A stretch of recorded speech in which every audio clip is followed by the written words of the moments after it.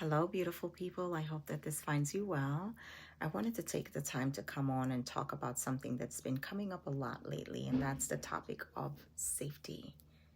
What is safety? When we hear safety, we think that it's the absence of something bad happening. But for trauma survivors, safety is so much more than that. Safety is I'm no longer bracing for impact. Safety is I am not walking into a room and constantly scanning the room, assessing everyone's mood. Um, Safety is no longer shrinking to make others feel comfortable.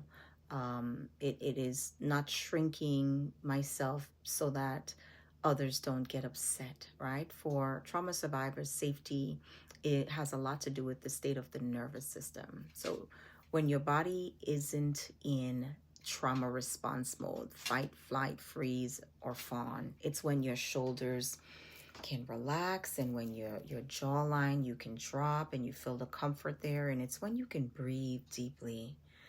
It's when your mind isn't constantly rehearsing the worst case scenario over and over again. But when safety is missing, it affects every area of a person's life. What it might look like on a personal level might be that you're overthinking everything, every conversation. It's a repetition in your mind. Feedback at work might feel like rejection. In a church setting, authority might feel like a threat. In relationships, you might either cling too tightly or pull away completely. And so when we live, or when someone has lived without safety for a long period of time, the brain learns to expect danger. Danger has been more the norm than not. And when that isn't the case anymore, then you begin to feel safe again. Here's something important to know. When you have a really big reaction to something that's small, when you suddenly feel younger, like maturity wise, when you feel younger than you actually are, when you feel very small and you feel defensive, when shame quickly floods, that's often an indication of an unhealed child within, right? That inner part of you that is unhealed has shown up. And it doesn't necessarily mean that you're weak, doesn't make you a bad person. It just means that there's a part of you that has learned how to survive, and it is showing up in this very moment. The key isn't to make that part of you feel ashamed, but it's really important for you to collaborate with that little child, whatever age you might find yourself at, right? And so in the moments that you are bringing your mind to recall the age that you are responding from, take a pause, take a deep breath, and ask yourself, how old do I feel right now? And at that age, what is the unmet need? Because usually that little girl or that little boy is demanding something in that moment, throwing a tantrum. And you as the adult who is retraining your nervous system and healing has to tell the child to take a back seat. You remind yourself that I'm not at that age anymore, that I'm safe in the moment that I'm in right now, and that I do have the power to respond to the situation rather than react.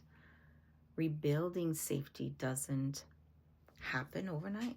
It's a process. It is a process, one that requires commitment, stick-to-itness. It happens in very small, consistent ways, like setting those small boundaries. I've said that in my previous video. Not over-explaining yourself.